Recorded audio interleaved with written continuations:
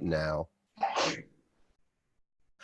Hello and welcome everybody to our fireside gathering. Are we on number 24, Aluka? Amazing. And my guest today is Tanuja. And Tanuja, are you in New York State somewhere? No, I'm in California. Oh, you're on the other side. Okay. So it's morning time for you and we're ready to talk projector business. How are you doing? I'm good. It's Great. early. Is it really early? It's so early here. The sun's not even up yet? The sun came up. Okay. Okay. Well, it's this time of year in the Northern Hemisphere. If the sun's up for both of us, it's a good day. So Yeah, it's really beautiful outside. nice. So Tanuja is a splenic projector, and but not only that, she's a classic projector, meaning no motors defined. And so that's one of the things I'm really looking forward to talking about. What else would you say before we dive in a bit deeper, Tanuja? What else would you say about yourself as a projector? I first learned about human design 10 years ago. So that's kind of neat as a projector to have had 10 years of knowing about being a projector. And another thing about me is that I looked at a lot of people's charts and I have, I believe, 21 hanging gates. And most people have like 15, 17. So that's also kind of a neat thing about being a projector, the type I am with that many hanging gates. Right, because you've just got the one channel, so that Right. makes sense that you'd have a lot of hanging gates. Yeah, I counted like 20, 21 gate activations, something like that. So so what does that mean? All those hanging gates, like how do you experience that? What's your lived life experience of walking around with all those hanging gates? Well, like as you said, I have the one channel. So Right. there's this restriction or this non-variety or this simplicity in having the one channel. But then I have all these ways I interface with people. Right.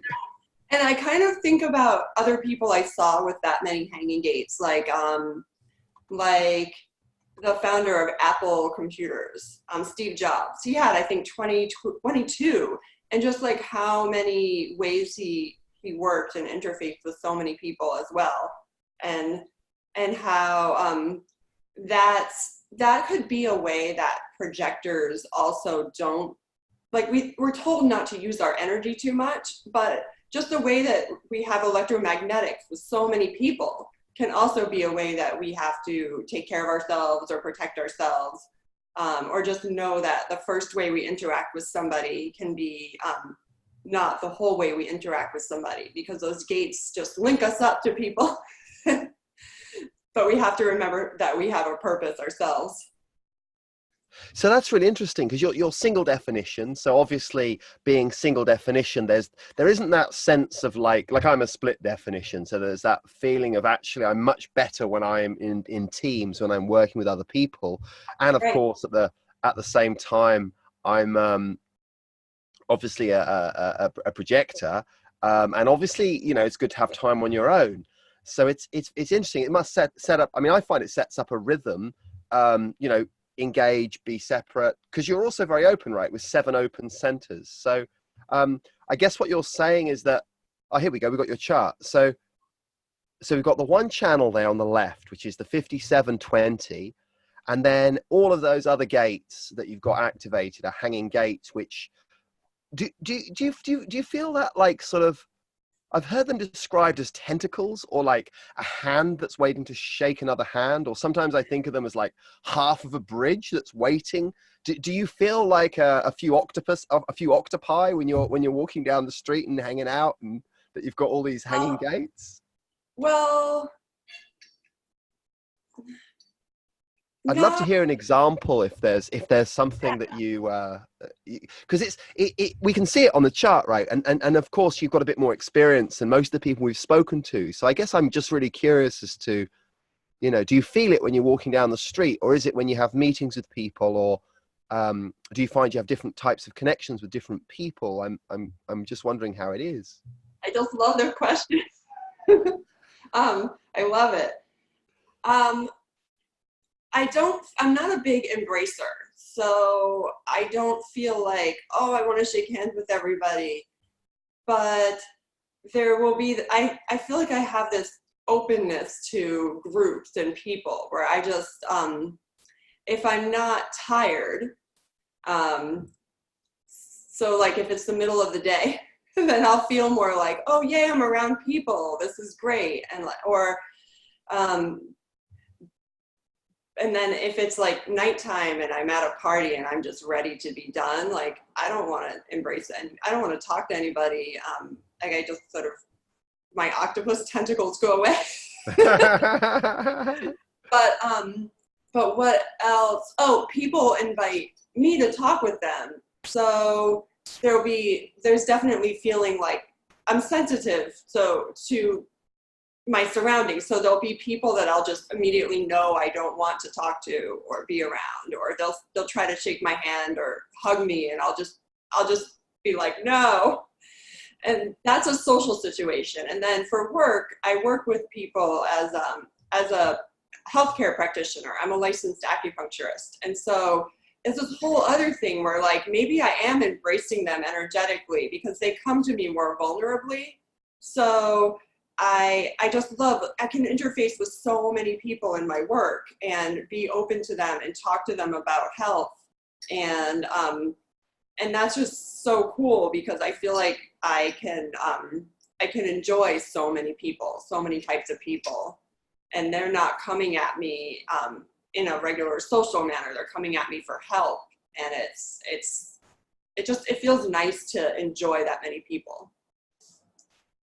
So it sounds like when there's a clear invitation to be there, or when your energy's good, then it seems like a very different experience to when it's the end of the day and you don't want to be, or it doesn't feel right, and you're like close. You're like, nah, don't come in my space, and I don't want to shake your hand, kind of scenario.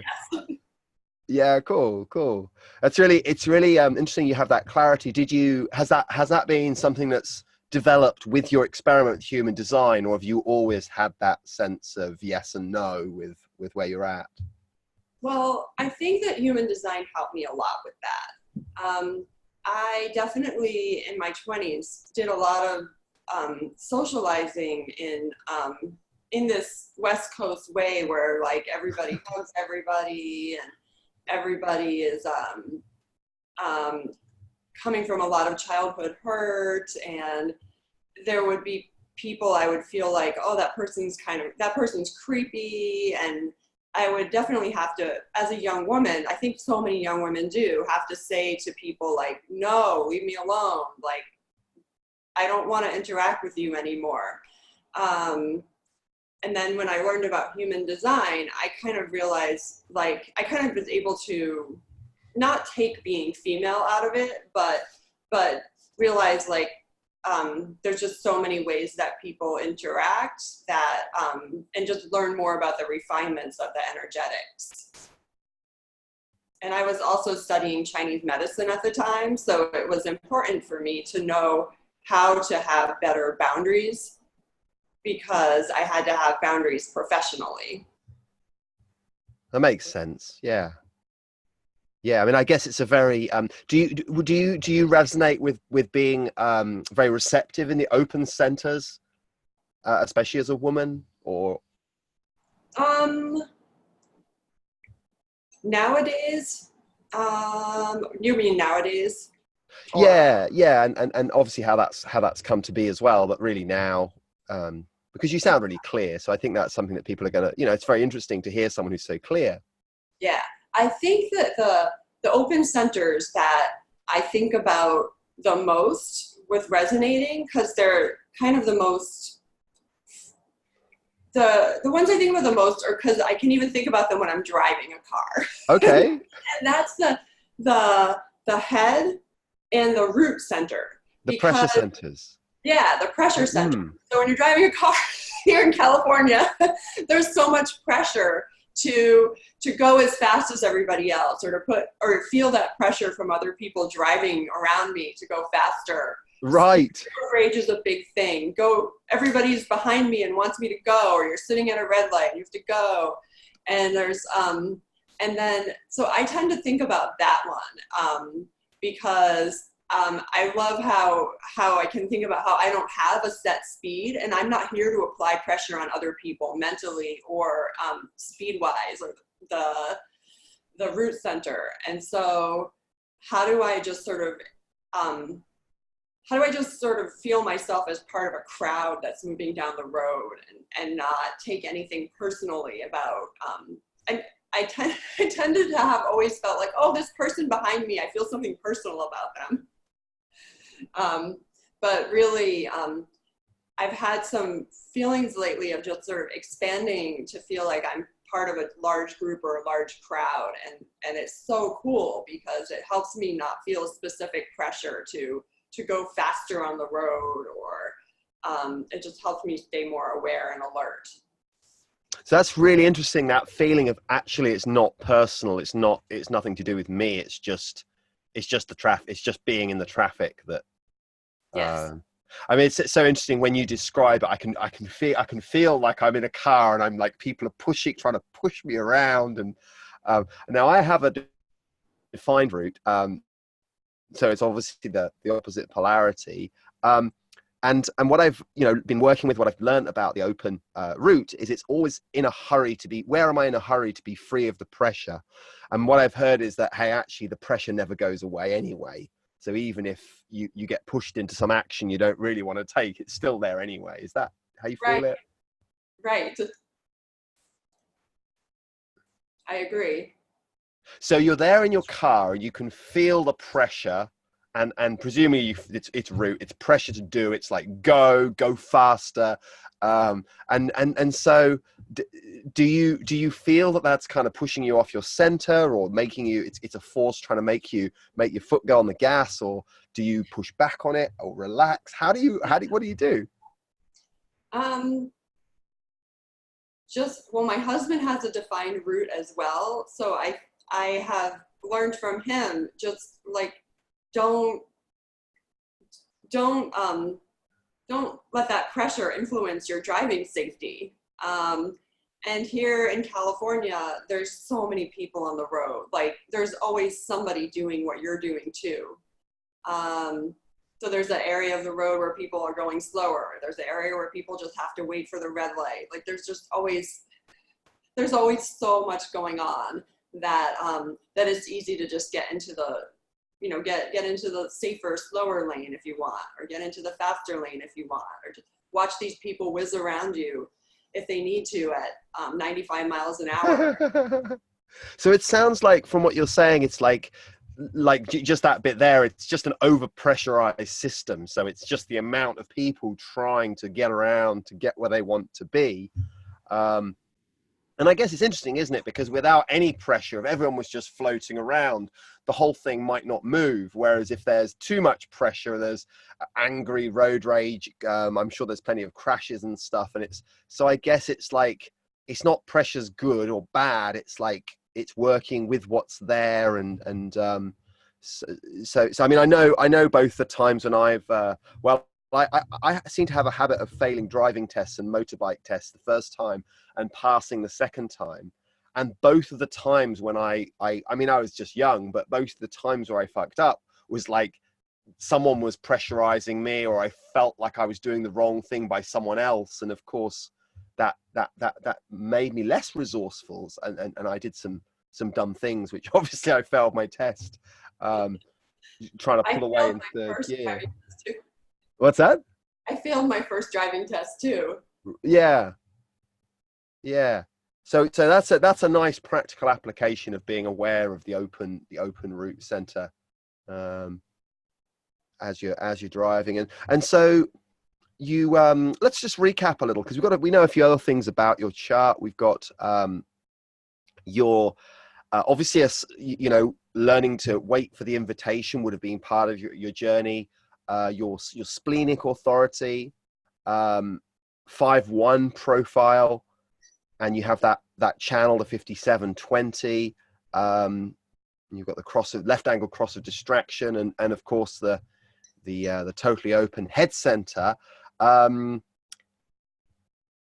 would you like to talk us through some of your chart and tell us about, maybe you could talk about the spleen a little? Would that work? Could you tell us how that is to have, because you've not only got the spleen defined, this is the brown one on the left for those that don't know, and but you've also got like 5 out of 7 different gate activations.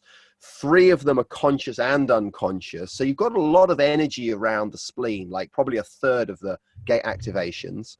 And it's also where, you know, your only channel, of course, is there. How is it being splenic?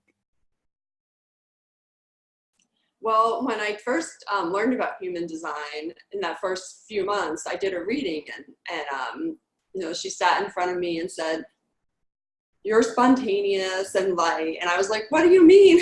I have no idea what that means. So it's nice and freeing to know that I'm spontaneous. That I don't have to have everything nailed down and know exactly what's happening when, and the intuition part is kind of neat. It feels freeing to have that permission to just sort of bop around, like, oh, I'm walking down the sidewalk and I actually feel like being on the other side of the street now, so I can just go. Or does that right hand turn seem an interesting one to walk down, that block right there? And so that's kind of one of the experiments I use for the spleen. Or I walk into a restaurant and I'm like, oh, it doesn't smell good. Can we go somewhere else? Like, it just doesn't feel that great. It doesn't feel healthy in this restaurant. So those are some of the ones that come up for me with the spleen. And then when I work with patients, it's different because I'm not entering their space and evaluating whether it feels healthy or safe for me. They're coming to me for health work. And so it feels nice to be, with having 7 open centers, it feels nice to be a pace setter and a somebody who is having an authority for a change. I like that. So that, I mean, the 2 things that really stood out for me there were like that feeling of like being able to be in the moment and decide, you know, yes or no, do I go that way, do I go that way? Yes. And that's a kind of like, there's a real freedom of that comes across as you describe that. It's like, well, I could just like a lightness and a freedom. And then also like what you were saying about that, when you were like, now this doesn't smell, how it doesn't feel good in here, let's go somewhere else. It's really nice how, you know, it's like there's a real ease of the way you're describing that. You know, it's not like, oh no, I don't like this. There's not a sort of a contraction. It's just like, no, no, go somewhere else. Do you find you've been able to hear your spleen more clearly through tuning into it, or when you look back, did you always have that kind of instinct? Well, I think before I learned about human design, I was so concerned with wanting to follow through on things. So if I went into a restaurant and somebody was ready to seat me, I wouldn't ever give myself permission to say, actually, I don't want to be here. I'm leaving. Thank you.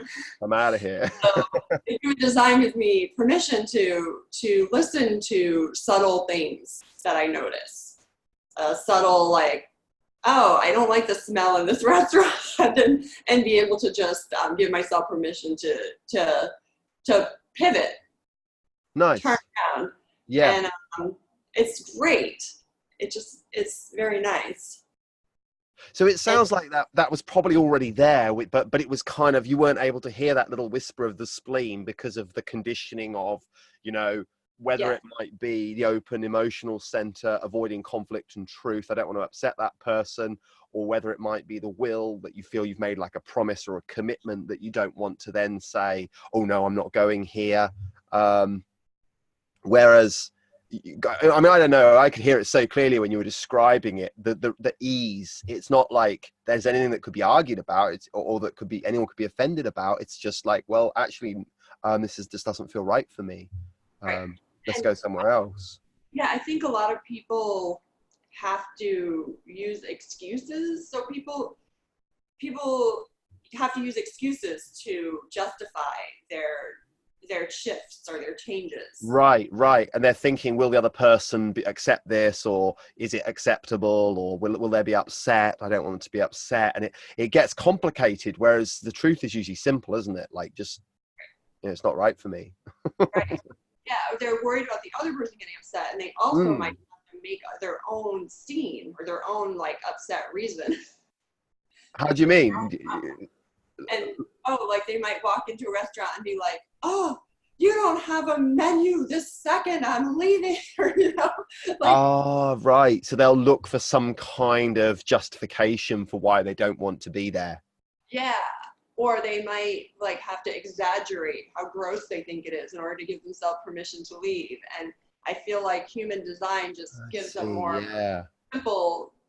simplifies it to no Right. fear, So no need to be scared or right, angry. right, Just right. Right. So if you had to if you have to explain the reason, it's like, well, actually, I'm very, very sensitive, and I picked up this faint odor which didn't smell good to me, and it gets really complicated to explain. Whereas, so what you're saying is, in social settings, people think, well, if I say that, people think I'm weird. So then I have to make some kind of drama, like, oh my god, the this and the that, and I couldn't possibly sit there, or the and make it a bit more of a thing so that they can feel justified in saying, actually, I don't want to eat here. exactly. Right. Okay. So are you actually in LA or California? Whereabouts are you? Oh yeah, about 70 miles east of Los Angeles. Okay. And that's just temporarily where we moved here from Oregon, where I Uh-huh. went for a long time, and now we're moving to the Midwest because I'm gonna go and do an interesting projector experiment of working a regular full-time job. Oh wow. Okay. And so you work, do you do homeopathy as well? I think I read somewhere that you do some homeopathy, or is it mainly acupuncture? Acupuncture and Chinese herbs. Ah, the herbs. Uh-huh. Yeah. And homeopathy is something I could do, I just haven't studied it. Okay, got it. Got it, got it. And so you're obviously seeing people one on one. You're invited there to guide them. Is it energetic work as well as just the herbs, working with the meridians? Yeah, yep. Mm. And have you seen much of a connection with the Chinese medicine system? Of course, we've got the I Ching gates in the human design. Do you work with them as two separate systems, or do you see where the overlaps are and map them to Well, each other? yeah, acupuncture channels, meridian systems. Actually, in a lot of our textbooks, there's ways that they actually classify the channels according to the I Ching, and many acupuncture points according to the I Ching. And some Right. areas of treatment overlap with the I Ching hexagrams and the progressions of the hexagram. I haven't gotten too much into that. It's a part of the theory that doesn't have to be explained by the I Ching in order to use it. So Right. Okay. Got it. You don't need to, it's like being able to play music versus understanding music theory. It's like you're playing them. You're working with a person's body without necessarily knowing that. But there's a yeah, connection to I Ching, and obviously. it would be like if there was 8 kinds of music theory, and like the most esoteric one was the I Ching. Yeah. Right. Yeah. Uh, and so we talked about the splenic authority. How about that channel that you have there? You've got the 2057 connecting from the spleen up to the throat. Um, that's an individual channel, isn't it? It's part of the integration circuitry. What's that? Tell us about that channel. It's the channel of the brainwave design of penetrating awareness. Yeah. Meanwhile, I have distraction as my as my field. um, Yeah, right. so I interpret it as I'm here to talk about health Uh-huh. because it's from the spleen to the throat, and it's Uh-huh. not a talent one. It's an individual one. It has to, and it links in with a lot of people. Many people have the 34 gate or the 3420. And so it links in with so much of our society's pressure to work and to be here to work. So I kind of like it about talking to people about health and Uh-huh. being in the moment doing that. I just love doing that for work, and and it and it's. I think I realized I wanted to talk about health way before human design, like years before, and I just didn't quite know how to do it. I was actually doing HIV test counseling, so public health test counseling, Right. as a volunteer work after work. And Right. so I was exhausting myself by having two jobs, but I was pretty young. And I just loved doing the counseling aspect. And I loved talking with people about how they were going to stay healthy. And that's kind of what I see my one channel doing. And not everybody wants to talk about that. So I think it made me very happy to decide to study healthcare and make that more of my work. Yeah.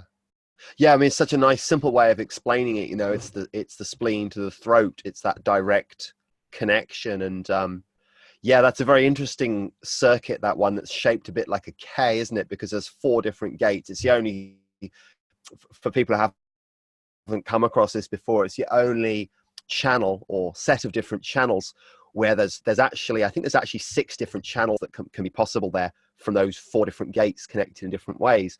I mean, I've seen projectors with the 5710, with the 2010. You've got the 5720. Of course, if they have the 34 connected, that's where you're saying the that sacral, you know, generator energy of getting stuff done can be linked in and flowing Yes. in. Yes. Yeah. And like I like to talk about health, but I'm not interested in being like solely a mental health counselor. So I really like the general health. It's And I more like, about talking about well-being rather than working within one of the sort of compartmentalized sectors of the healthcare industry.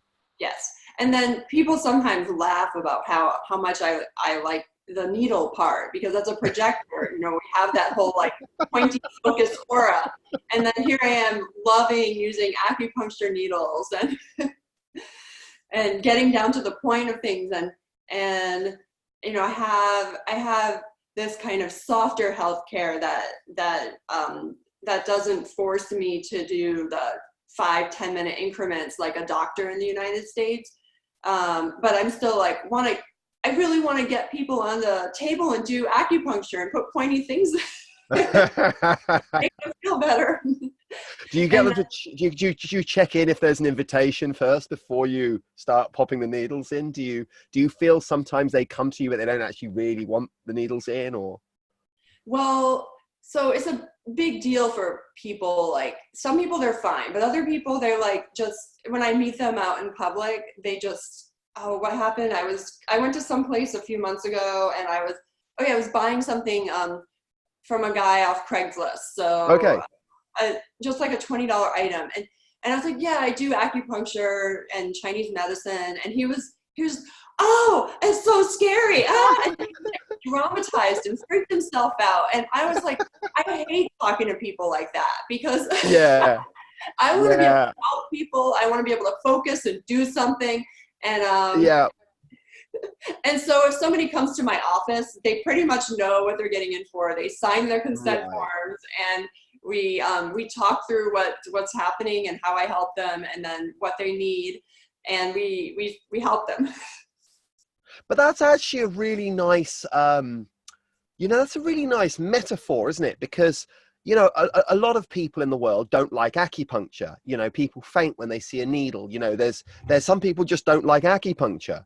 So, you're embodying that metaphor. It's like, because when people come in as projectors, we come in and it's like, first time, it's like, oh, but I could really help this person. They don't want it. And it's like, well, no, I didn't say put your needles in me. It's like, it's almost like, as a projector, we are acupuncturists in the metaphor. It's like we have got these these needles. And maybe when we start out, it's a bit kind of, you know, it's like we're kind of trying to push our needle into someone, and it's, you know, whereas when you're more trained, whether it's as an acupuncturist or a projector, there's that level of like, okay, well, I could put this tiny little needle in there, and that could do, and it's more of an art form rather than, I've got this needle, I need to stick it in someone, you'll do. Yes. Yeah, and also when you have skill and things you can do to help other people as a projector, you know, like, you know, you get more confidence. Like, you know, when you're talking to like random person out in public, they might not care or want your help, and that's good. That's okay. You just don't have to waste your energy on them, and you can just move on, and that's really freeing too. It's Yeah, so nice.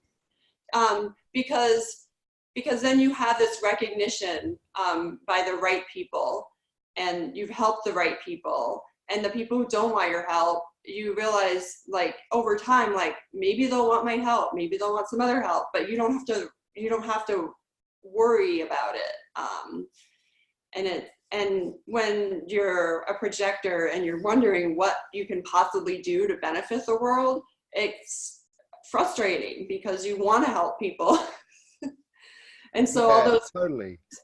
there's so many like coaching programs that are just there to so many times coaches will just help people find their purpose and find their message and how they want to help people. And it seems like a generator thing. It seems like they're asking generators, what do you want to do in the world? But really it could be also asking projectors, what do you really want to do to help other people?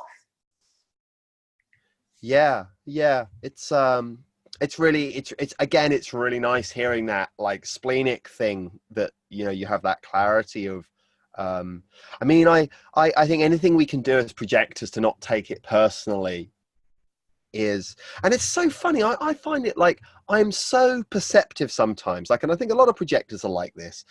I'm so able to see what works, where the person's at, but I think I have a big blind spot over when it's like, you know, am I the right person to jump in, or you know, and I think I just get it wrong. You know, it's like I can be so astute over where the person's at, but not at all clear on where's, you know, am I welcome here or not? You know, and that's, I mean, was that when you first found out you're a projector? What was it like, the whole wait for invitation thing? Like, how was that experience? You said 10 years ago, 2009? Yeah. So I was a full-time student studying Chinese medicine, and you know, it was in my whole first year or two of school, I realized the other students, mostly generators, they're just cranky and didn't have time for anybody else. And so when I learned about human design, I realized these people don't care about me, and they're not designed to. They're not inviting me. And so you know, I had a lot of bitterness around not being invited, and also not being able to invite. And human design just acknowledged all that. Like, it helped me realize, of course you'll be bitter. Like, when things don't feel right, you get bitter. That's okay. That's nice. Simple, isn't it? Yeah. Yes, it's so good to just simplify it all. Yeah. Yeah, that's really, I really enjoy when you talk. It's just, it is so simple and clear, that the way you put things into, it's very gentle, simple, and clear. And I feel like maybe I'm having an experience of this 2057 talking to you, because there's a real a distinctive flavor. Because I mean, I talk to different people, so you know, I get to say, okay, but I'm kind of like, you know how it is. You park it up, you go, oh, maybe that's the 5720, and then next time I'll be like, oh, I felt that feeling before, you know, that frequency, literally the brainwave. So yeah, it's really nice. So you were in the class and you felt like, was it like you felt like a bit of an outsider, or you weren't included in the banter, or you were invisible, or they just didn't care? Yeah, all of that. Yeah. And I was in a group of outsiders anyway, because people who want to study acupuncture, like, they have to be pretty outsider minded as well. Right. but by and large, they're generators, and they have their whole own thing going on, and they're like study buddy up with each other. And I had some friends, but I felt like more of an outsider. Like I wasn't interested in. Some of them would go to parties, and I was just, no, I don't want to go to parties. I want to reformat my being. Yeah, right. Yeah. And also, I couldn't invite people. Like one of the things I learned was, even before human design, was I didn't know how to invite other people to do anything with me. Like I just couldn't invite. And human design helped clarify, like, you're only gonna get somewhere if you are invited, or if you find the right projectors that you are able to invite. Well, projectors, and maybe some of the other non-generators. Yeah. Yeah. So it's like human design's giving you these two gifts straight away. It's like I am different. I'm a projector, so I don't have to be the same as everyone else. And I'm not here to go out and invite generators to this, that, and the other. And it's like, well, with those two things, it's not so hard. It's not so complicated thinking. It's interesting, isn't it? Because it's like, if you like, life's going along, and it's like, maybe I should be having that. I want to be having the experience that person over there's having. They seem like they're having a nice time doing X, Y, and Z, but actually, that's not for you. It's like you're you and they're them, and the comparison can be so painful, isn't it? Like, just Yeah. Yeah. whereas you seem to have that. I don't know. It's just like, when it's just the way things are, there's no, how can you get upset? It's just like, it is how it is, right? Like, then you can get on with doing you. And did you find it took some time to then start, like, did you look back and notice that you'd had invitations before that time? Did you start getting more invitations when you got better at waiting, or better invitations, or like, what's your journey been with the invitation thing? Before I learned about human design, I think I would still use some intuition to decide if I wanted to be in so many environments that, but sometimes I would force myself to do things anyway. That And overriding thing you talked about of like, yeah, actually, but I'm going to do this because I think I need to do this yeah. thing. And then when I learned about human design, I was already, a stressed out student. So I was already in a perfect place to not socialize, not do any, like, not. So I was really in this like blank, almost blank slate kind of place in my life where it can't get any worse anyway. So I might as well wait for the invitation. And it's not, I guess, that bad, but I started doing charts on everyone I knew. And I had a manifestor friend who actually was one of my few friends at school, who would often just call me up and be like, hey, do you want to do this? They'd initiate and invite you. That's sweet. Yeah. And a projector friend actually told me about human design and explained it to me. And so I after that, I worked with a teacher she was working with, a spiritual teacher. So I got a lot more info, but she explained the basics to me. And it was nice having it explained by a projector, because it gave me sort of a beginning of a permission to be invited by her and invite her. Because you said before that you felt that desire to invite, that energy was there, but so, and from what you said, you found it works when you invite. It can work when you invite other projectors to do things. Yeah. And I was in a community of people because I was a student. So I also wasn't, I guess, like, for somebody who's a projector and they learn about human design recently and they're like, oh no, now what am I going to do? Like, do I have to go be a hermit? Well, like, I think I was fortunate to be a student.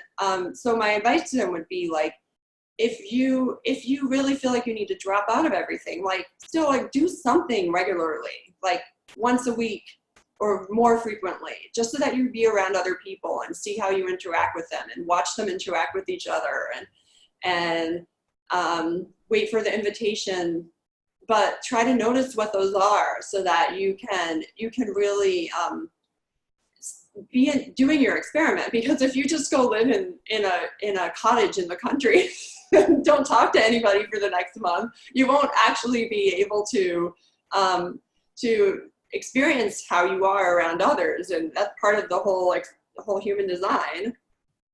It sounds like the thing we were saying earlier about going and being on your own, and then also coming back to connect with other people, that rhythm of connection and separation going on.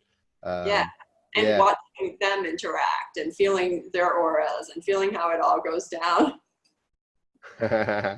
and so your profile is the 5-1, which is the heretic opportunist. Yes. Sorry, the heretic investigator. Yeah, heretic investigator. Investigator, isn't it? Yeah, and the heretic's the 5. So how does that I mean, that's I guess the 5th line is the one that's kind of can be very easily misunderstood or mischaracterized. Right. But definitely, I mean, I'm a 3-5. Definitely, I feel the 5 has that leadership potential to, be standing up and influencing other people in some way. And then you've got the 1, which is the investigator, which is going away and looking into things. And I got a feeling for that when you said you looked up everyone's chart, like you were investigating the whole shebang. I looked up as many charts as I could. And I was in a class of 80 people. So I just asked everybody in my whole family. So the 5-1, I think it's neat. My husband's a 5-1 also. And I like both 5-1s because we both have had these times that I read and listened to Ra talk about being a 5-1 as well, where you leave the place that you're born in because you don't like the pressure from other people to do things in life the way they might think you should. So you have to go away and do things out of their sight and their vision. You have to kind of experiment on your own, and then you might come back to the community that you're born in or where your parents are, but you might not stay. and so he and I have both done that, and we're about to move far away from everybody again. And then I think that I feel that also I feel that resonance with what Roz said, where you feel the pressure from people early in life to be a certain way, and you want to get away from that. I was born on the East Coast actually, and I felt like I had to go away and try new things myself. And then also for the 5-1, I love the leadership. I love the experimentation, obviously. Every time I do work with patients, it's an experiment, how we're going to make them feel better right then, spontaneously.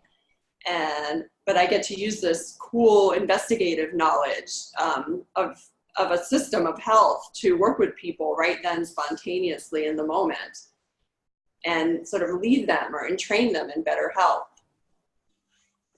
And I also learned about the 5-1 that it's also quite noticeable, on the street, we kind of stand out a bit, if I remember correctly. Okay. And so that's something that helped me a lot when I learned about human design, because the 5-1, I was just tired of feeling like, for a young woman, you're just constantly harassed on the street. And I think maybe my design, I had it worse, more noticeable than some people complain they're not noticed enough, but I would just get so much street harassment. And right away when I walked out of my first human design reading, asking her about that street harassment, she said, I can't help you with your karma. See, this is the 5-1. Wow. And I walked out of that reading, and groups of people, say there'd be a cluster of men, 3 men on the sidewalk doing something. And normally I would just force myself to walk past them because I felt like I just had to just walk anywhere I was walking and keep doing it. But after that, I just crossed the street whenever I felt like it. I would just get away from people I didn't want to be around. And I just felt much more comfortable.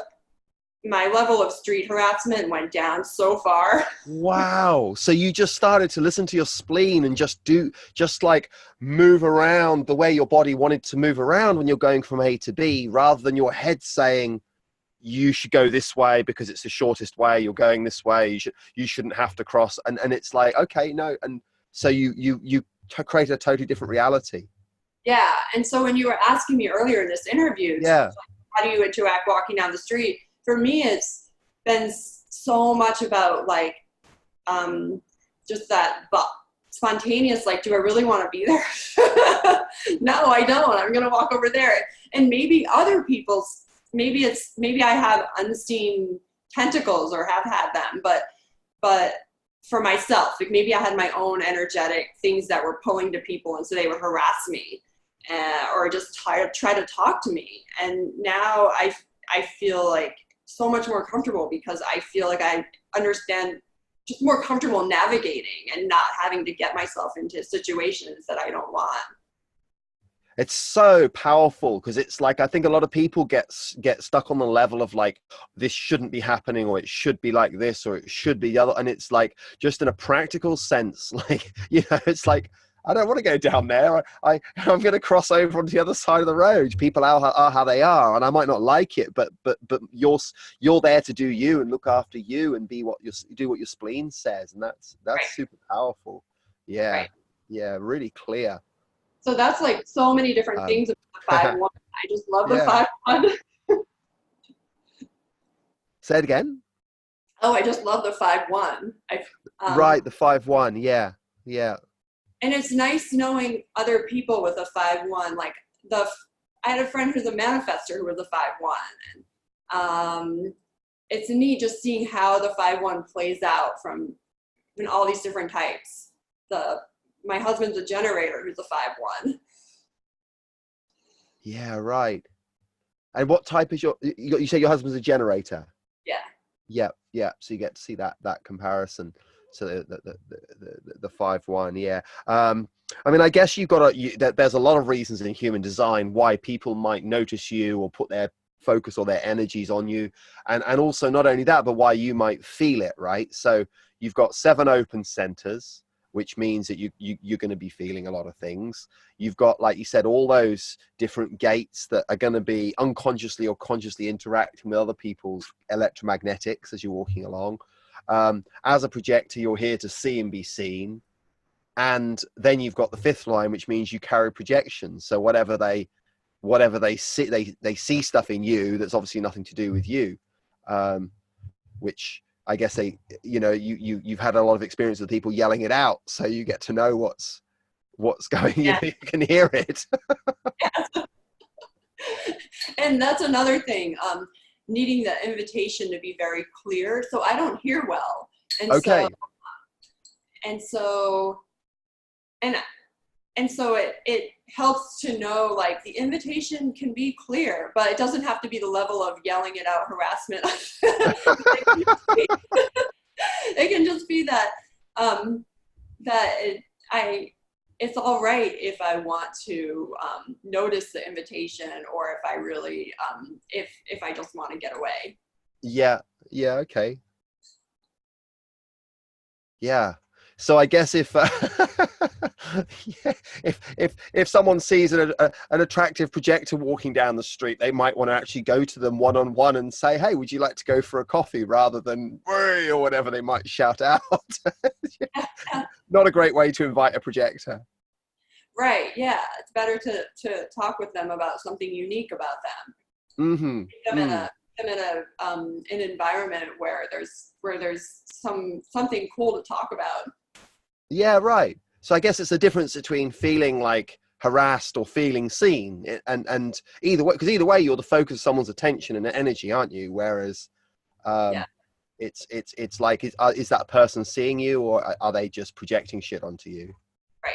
And another thing about that too is when I had never been a waitress or table server, and when I learned about human design, I realized like that it made sense for me to not have ever done that work, because when you have a generator who has a more enveloping way of interacting with people, of course they're not like, they're not, what's the word for it? They're still human, but when they walk through a room and their customers, their patrons are saying, hey, I need help over here. Hey, I need help over here. They can walk up to a table of 8 people and sort of make them all feel enveloped and comfortable. Like, that's more natural for a generator. Right. And for me, like walking through a restaurant and being the server would be stressful, because I have people like, I want to focus, and I could have people yelling at me for trying to get my attention to wave at me from behind me, and it's not going to feel comfortable. So you're feeling like as a generator would be maybe like able to just feel all these different, because there is a thing of good service, isn't there? When you're waiting for, you want to get their attention there. You know they're busy, but right. You want to notice without you having to yell. You want them to be able to catch their eye or something. So I guess you're saying a generator may have that capacity to kind of take in everyone in the room a bit more and be a bit more, you know, rather than being laser focused on the what. Yeah, interesting. So I'm guessing that's a fairly common work for people to do, but you never did that. How did you get into doing the healthcare in the first place? Like, what kind of took you that way? Well, I just knew that I always wanted to do some kind of medicine. And so while I was working, I got a biochemistry degree in college in order to actually study medicine later. And then while I was working in a laboratory in my 20s, I also decided to do public health counseling. And because I really wanted to talk more about health. And so I did a really great training to do that, and worked at a free clinic that had trained me, and it was just a great environment. And so I knew I still wanted to figure out how to make a career out of more healthcare work.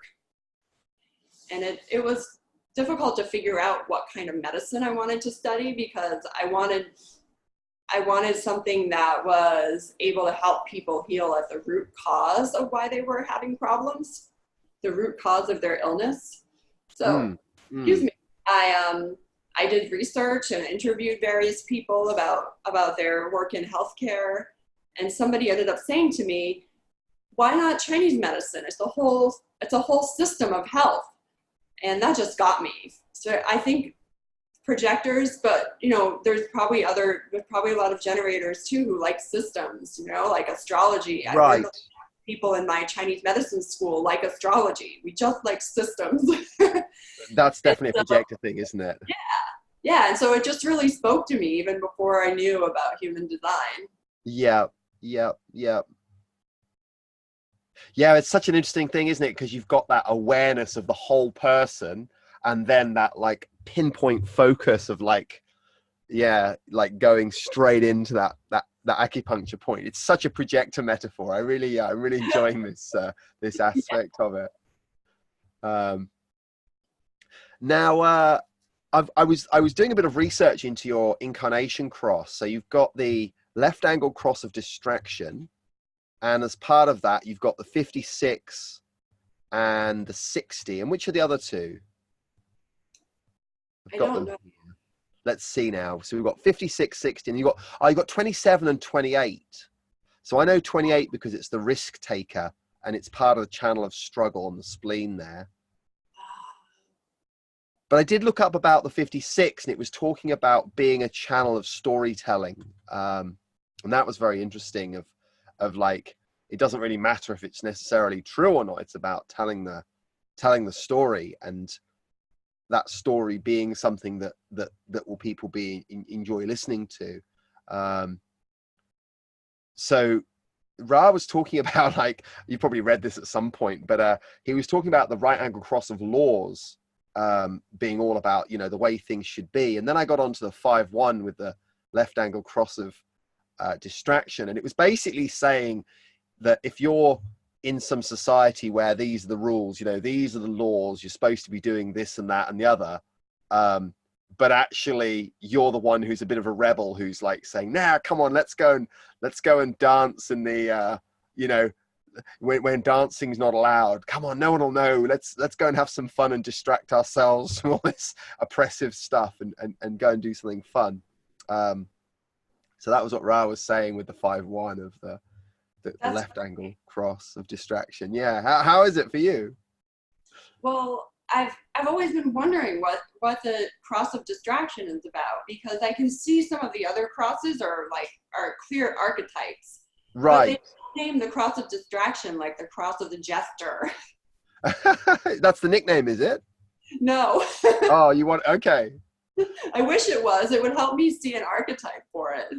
Yeah, well, I can share what I've got. Let me see if I can share this up. Yeah, it was the here he is. Let me know if this is coming through. So the left angle cross of distraction. So he's talking about the 62, which is on the other side of the throat, pointing up at the ajna, to the 56. The 56 and the 62. He's comparing them. So Ra says, how interesting it is that the left angle of the 62 is obscuration, and the left angle of the 56 is distraction. And again, you can see how the left angle is going. Okay, this idea of having laws is very cool. I think that's really terrific. We need laws. If we don't have laws, we're not going to be able to advance our civilization. That's great. Yeah. But if you have people, that's the kind of the right angle cross of those, which has got the 56 and 60. And then he says, but if you have, is this useful? Shall I keep going? Yes. Cool. So he says, but if you have people focused on the law all the time, we're not going to have a society that's going to operate without fear. And one of the things about the heresy, obviously the fifth line, that's me saying that, the thing about the heresy here is that the heresy is, it's not the law that matters, it's the quality of life that matters. This is a quality of life heresy. It says, I don't care if there is a dictator, we can still figure out how to party. And if in the middle of that party, while you're swooning and mooning, or whatever it is you're doing, there is no dictator, there is no law, there's no law against parties. None of that exists because you're deeply distracted. And oh, how nice it is to be distracted. Anyone who's lived under dictatorship knows this. You know that you need to find a way to distract yourself from the oppression that's around you. And this is the way to do it. So the 5-1 comes in and says, let's party, let's have a good time, let's get out of there, let's be distracted. What it's really saying to many, what it's really saying to you is something important. It's saying that life itself has a certain law to it. Well, going from one law to another, the point is seeing the movement of the whole being through the process. This is what's interesting. So yeah, he says a bit more, but that was a bit of what he says about specifically the 5-1 with that. That's great. Cross. I love it. So how does that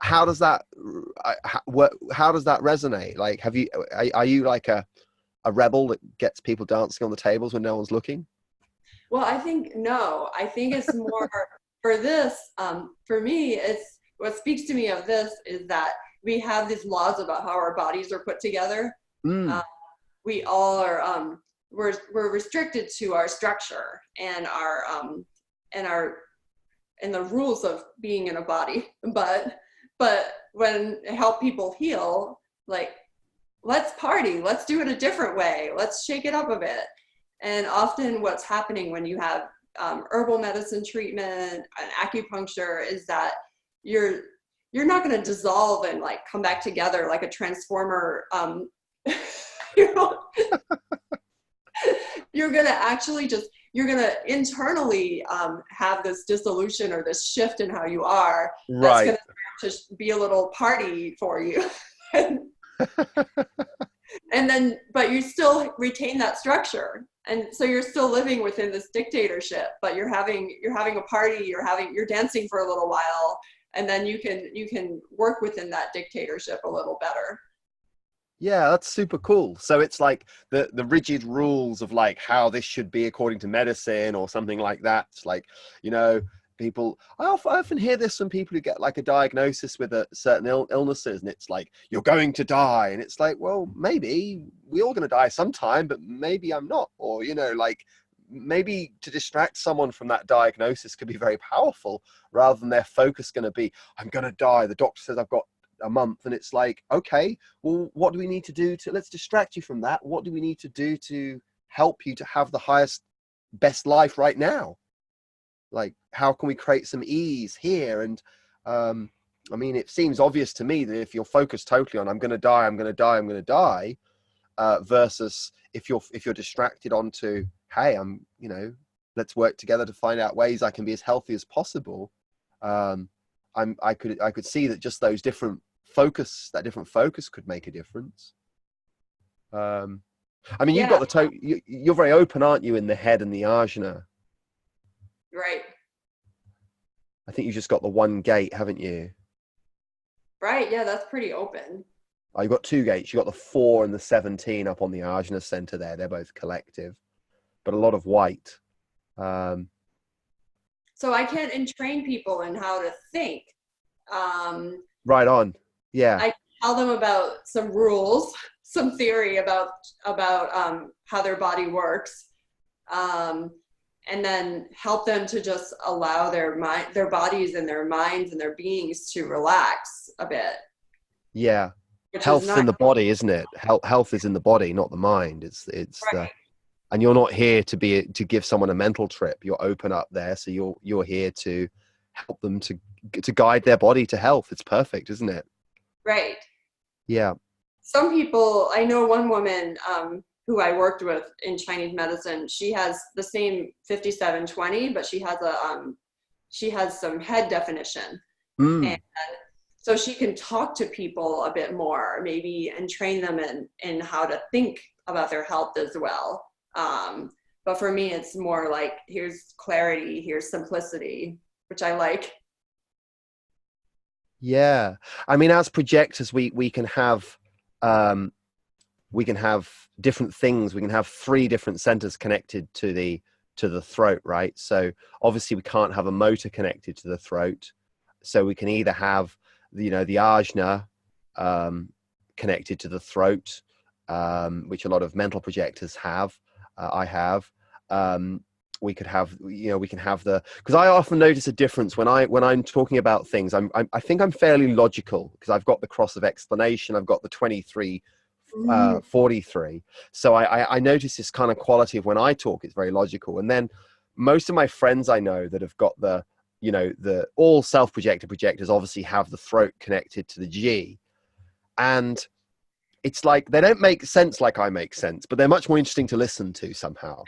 Not that it's up to me to decide what's it, but it's like, it's not logical, or it's not always, I mean, can be, but it's often not logical. It's often like the mind is like, what's going on here? But then you listen and it's like, oh, this feels really good to listen. It's all about like, and now there's you with the spleen connected to the throat, and it's a different feeling again. It's a feeling that's yeah, I mean, I can feel it, but I can't quite put it into words. You see, it's like logic doesn't explain it. Yeah, and I notice, like, I can give presentations and talk with a logical paper in front of me, like logical outline of what I'm going to say, but I won't naturally come up with this logical argument and entrain other people in it the way that you could. Right. Yeah, that makes sense. Yeah. Yeah. So when you're talking to a group of people, like, how do you feel your spleen speaks through your throat? Like, how do you, so obviously if it's not necessarily your focus is on the logical side of it, like, could we tease out a little bit, like the different ways that, because logic is the kind of the classical intellectual model, isn't it, of like logic and rationality, which is only really a small part of the picture. Do you get a sense of what the other parts are that are like, I'm just sort of thinking out loud, really, like, what. For me, the distraction, kind of the levity of things comes up when I give talks. I was a member of a business networking group for a couple of years, and we had to do 1-minute talks. So just 60-second talks every week on what we do. And I made people laugh so much. And it surprised me because I'm talking about something serious here. I would still just naturally in that group just put in some little thing at the end that would just make someone crack up. And that last little needle. yeah, it was really One fun. more. Yeah. Yeah, super cool. Well, I think, I think above any analysis or anything that I might, you see, I'm trying to explain with my cross of explanation, but the gift of this interview is really more people getting the chance to hear your frequency and to hear how it is. We can put that in the library of experience. This is how it is listening to someone who's got that channel. So that's very cool. How about having the open head? Because the head is like, thinking thoughts that don't matter, feeling a need to be certain with those two open centers, asking questions that don't matter. Do you feel the pressure to think a lot, like being as it's a pressure center and it's totally open for you? Well, I think when I find myself having to figure something out, I feel the pressure to figure something out. I sometimes can get frustrated and try to like figure something out, but there will also be a point where I just realize like I can't, or I won't know I just won't know the answer. And or that when I'm talking with other people, they want to know the answer much more than I do. And it's not like I'm one of those people who's like, oh, it's all just a mystery of life. Like, it's okay. We're all one. It's more practical. Like you see people like really try to grip onto things and know them. I feel like I noticed that a lot more. Like they just try to know so much and have so many things they remember and know, and like you just can't. Like not knowing that's an open center for me just is so freeing. Like it's all right if I don't remember somebody's name, or it's all right if I don't remember exact process. Like that's okay. And it's really good. It's such a relaxed. Don't get me wrong. Sometimes I definitely get frustrated. Or I'm reading an article like on my iPad, and I'll find myself like reading something that just because I started reading it, and I'll start scratching my head. Like my head will literally like heat up, and I'll be like, I don't want to be reading this article, and I don't have to read it. Oh, I love it. I love it. I'll instantly feel better. Yeah. So but the one earlier, I wanted to, the thing you were saying earlier about like feeling like you should know, like you should, because I have it defined, the head and the ajna, and so sometimes it helps me to talk things out, but at the same time, if the person I'm talking with gets caught up on thinking they should understand, it's almost like the energy from the conversation, because I'm quite happy just to talk and I can figure, but sometimes it's nice to have someone listen, like a muse almost. But then when that person's trying to figure it out and and I can feel they're starting to feel a bit anxious because they feel like they should understand, or they should get it, or they should have something smart to say, or blah blah blah blah blah. And there's that I just felt like this, emoji that sort of goes, I don't know. And it's like totally peaceful. It's just like, je crois, in French, they're like, je ne sais pas. Like, and they do the arms, that shrug. They're like, je sais pas. That's so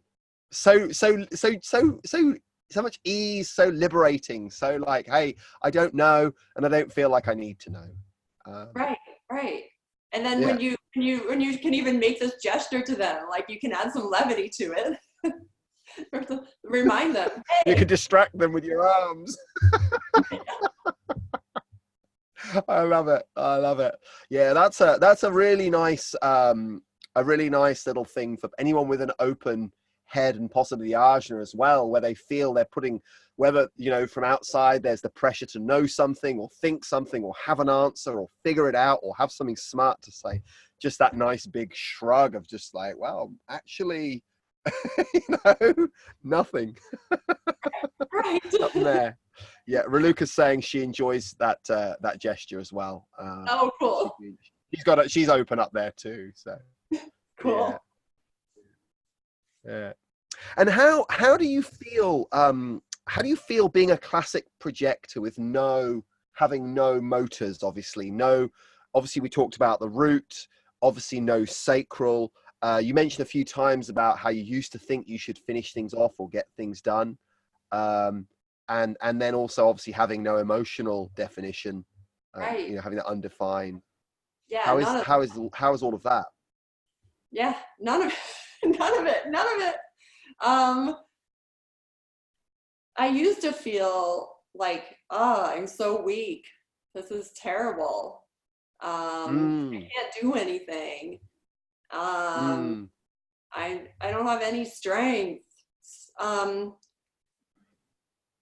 But now I think it's more of like a personal management.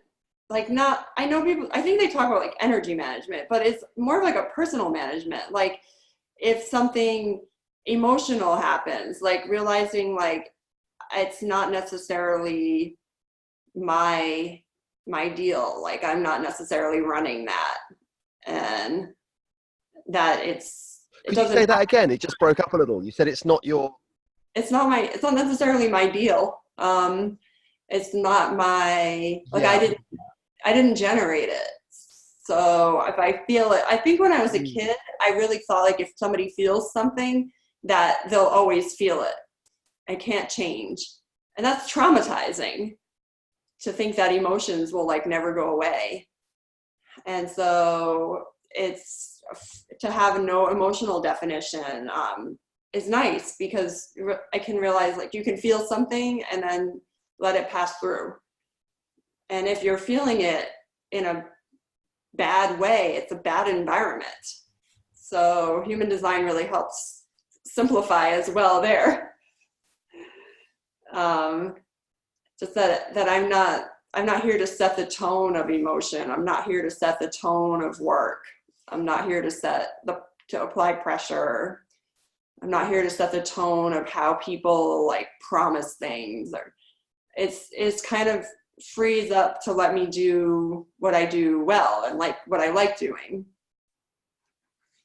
Like you're not here to have the life force energy to do everything, to do the things. Yeah. And the person I think the most about who is here to like do all that emotional energy making and generator, think of Tony Robbins. Uh-huh.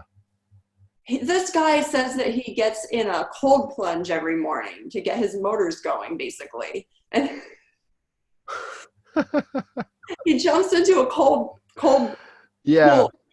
And I'm like, if I did that, I would feel so miserable. Like, I don't have to get those motors running that same way.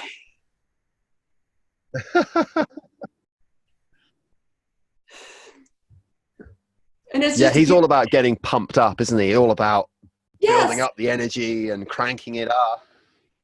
yes. And what's he gonna do if he cranks up my energy? Like, I'll just like fall on the ground. Like, it's just nice to know, Well, like, you might amplify it while you're at the workshop. right. But if We've I got a had little delay on the line. So. yeah. Oh, if I had a hot tub and a cold tub at my house and I tried to replicate what he did alone without him there and without being in a workshop, it would be like a waste of my time. Like it wouldn't be getting my motors going. And how was that like as far as like the sacral thing of like having energy or knowing when enough's enough? Like, are you pretty good at managing your energy levels?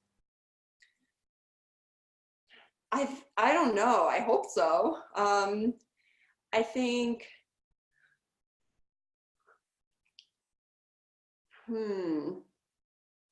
mean, it's nice working in a way where like there's boundaries with a patient and practitioner because after a while of seeing patients through the years, I kind of know when I've had enough. Like it's been like 10 minutes of talking with somebody and I've had enough. I'm ready to put them on the table for a treatment. And it's just, I have like this internal clock for it, or the initial intake only lasts so long. And so there's people who do really long initial intakes. Maybe they're not listening to themselves, or maybe they just love doing it, or they have the energy for it. So it's really nice to have that certainty that I have a rhythm and a flow, and that I'm not willing to overextend that to any particular person. Yeah. As someone receiving, like as a person receiving treatments, it's really nice when the person who's giving is clear, because it's like, I know me, but if I'm on your, if I've come to see you, you're like, oh, you can see where I'm at, and at some point you'll be like, right, okay, well that's cool. You've said enough for me to work with, and if I trust you, okay, cool. I can be done with the talking, go lie down. And, it's like, it's really nice when I guess if for anyone who's a therapist or guiding other people in that, just having that clarity, that splenic clarity is such a gift, because it's like, you can guide it where it needs to go based on, what feels good to you. I would imagine is going to be what's great for the person you're working with, which, Yes. Yeah. And then, yeah, at the end, I know they tell projectors, like, you're not really here to work. But if I work, then it feels enjoyable enough that it doesn't feel like just all drudgery work. And I've thought about in the last couple of months, like, what other kind of work would I do? Like, if, for example, if I was going to work at a factory, Amazon shipping center, it's just moving physical things all day. And I've done some other, through the years, I've done some work where, like, I'm stuffing envelopes all day. And when you're done at the end of the day, you've moved a bunch of stuff, but it doesn't have the same satisfaction as helping people gain better understanding, or helping them move their stuff instead. That's what I like about nice. helping people with how they move their stuff is way more fun. That's such a good analogy. I mean, it's a bit simplistic, but if you think like, hey, there's a load of stuff that needs to be moved, well, the generator way is to pick it up box by box and move it until it's all moved, and the projector way is to come in with the needles and see what can help the person to shift their own stuff. Yeah. I love it. So many great little analogies and metaphors in here. It's really cool. And then they say that the spleen is about always being healthy.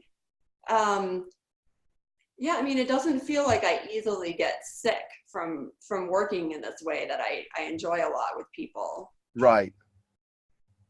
Yeah. So you're fairly robust with your health, which fits with having a defined spleen. Yeah, it seems like. But if I were to be like, when I clean the house, for example, I always feel like my body gets more sore because I still want to have more insight into that, because that's just, I get frustrated or irritated with it, and that's some mental stuff to let go of,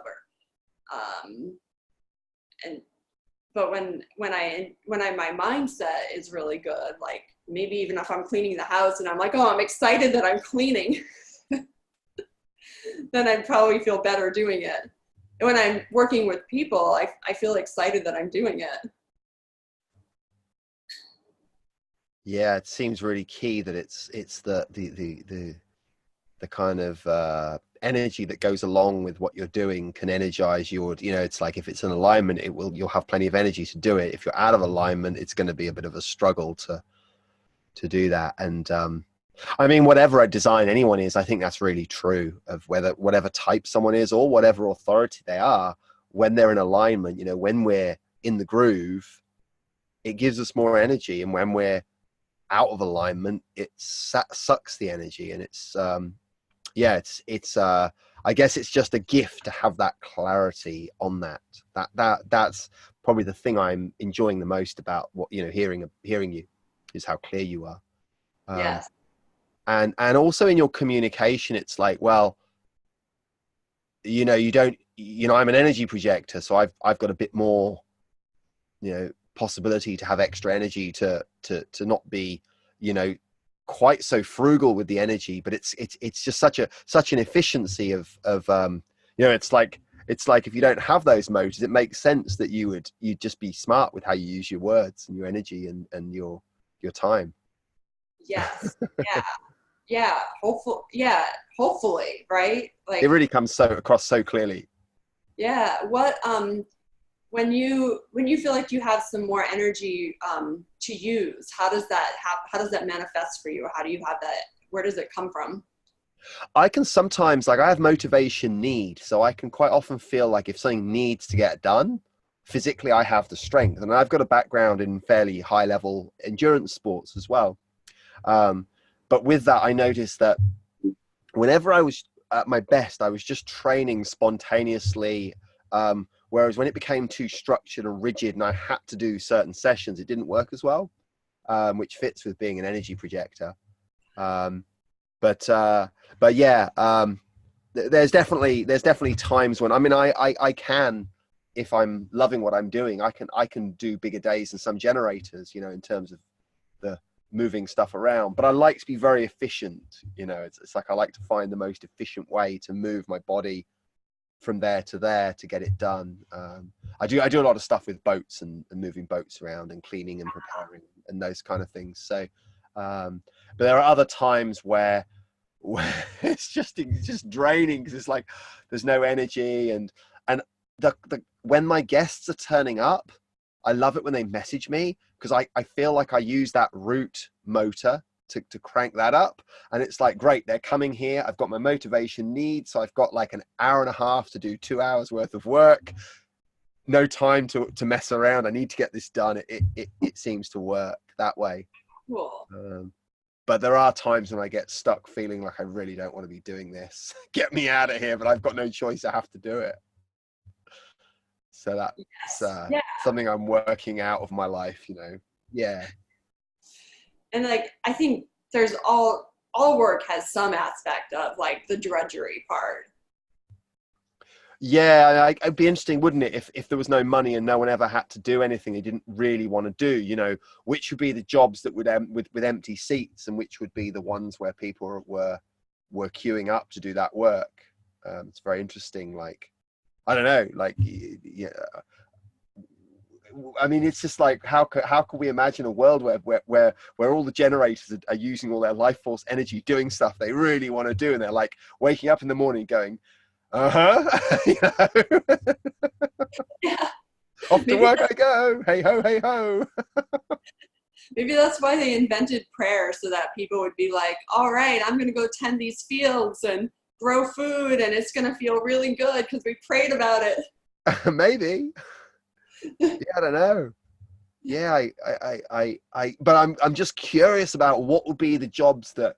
I think most farmers love farming. I think it'd be hard to be a farmer if you didn't love being a farmer. If you hated it, because they're up every day with, if, you know, mostly if they've got cows and stuff. But yes, it's definitely, like, you know, I think you're right. You know, you're never going to ever have a day where there may not be a little hump, because we're not talking about flaking, are we? We're not talking about, oh, the moment there's something you don't want to do, being a princess about it and saying, oh, I don't want to do that, and kind of skirting around the side. But yeah, I don't know. Do you have examples of things that you sort of feel like there isn't the energy for, but you sort of do them because it's part of a bigger thing? Like, when I see patients, then I have to chart. I have to type in the medical chart what I did, and then when I do work for myself, I also have to do accounting of income. Right. And some of that can be fun because it's very, very different kinds of things I'm doing. So it's a form of distraction to be doing different tasks, but it's also can be drudge work. Like, oh, here I have to click all these buttons. Yeah, the back end work, the admin that goes after a session. Yeah, yeah. But it's also nice. It's nice to know, like, I'm completing something. Sometimes that's my motivation to do it. It's not my technical, like, color motivation, but it's nice to feel thorough. Yeah, I guess I resonate very strongly with that, with the structuring, you know, the feeling of like the system. It's like it's complete. It's ticked and dotted and you know, crossed and finished, and I can put that to bed. It's not Yes. like hanging around being incomplete. Yes. Yes. Yes. Yeah, I'm And very, and yeah. hopefully that's not like a way that projectors exhaust themselves, like, because it's a part of a system and we like systems, so knowing that Right. we did a complete thing and within a system is cool.